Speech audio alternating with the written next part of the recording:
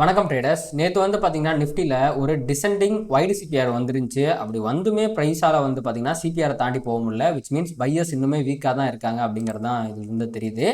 And இன்னைக்குக்கான CPR வந்து பார்த்தீங்கன்னா நிஃப்டியில் ஒரு டிசெண்டிங் மீடியம் சிபிஆர் அப்படிங்கிறது ஃபார்ம் ஆயிருக்கு. ஸோ மார்க்கெட் வந்து செல் அண்ட் ட்ரேஸில் இருக்க போது சப்போஸ் மார்க்கெட் மேலே வந்துச்சு அப்படின்னா இந்த R1 ப்ரீவியஸ் டே ஹையிலிருந்து கண்டிப்பாக ஒரு ரிவர்சல் வந்துடும் அப்படிங்கிறதும், சப்போஸ் இன்னைக்கு மார்க்கெட் கிஃப்ட் நிஃப்டி ஆல்ரெடி வந்து ஒரு 30லிருந்து 50 பாயிண்ட் கேப் டவுன் தான் இண்டிகேட் பண்ணிக்கிட்டு இருக்கு. அப்படி கேப் டவுனில் ஓப்பன் ஆகும்போது இந்த சிபிஆரே ஒரு மிகப்பெரிய ரெசிஸ்டன்ஸாக இருக்கும் அப்படிங்கிறதா வந்து பார்த்தீங்கன்னா இன்னைக்குக்கான சிபிஆர் அனாலிசிஸ் அப்படிங்கிறது சொல்லுது.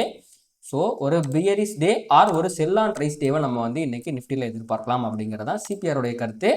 அதை தாண்டி வந்து பார்த்தீங்க அப்படின்னா இங்கே போட்டிருக்க எல்லா லைன்ஸுமே வந்து ரீட்டைல் ட்ரேடர்ஸோடைய ஸ்டாப் லாஸ் இருக்கிற இடங்கள்.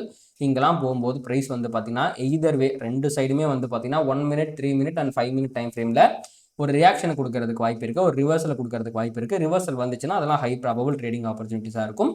ஸோ என்ன போகுது அப்படிங்கிறது நம்ம பொறுத்திருந்து பார்க்கலாங்க.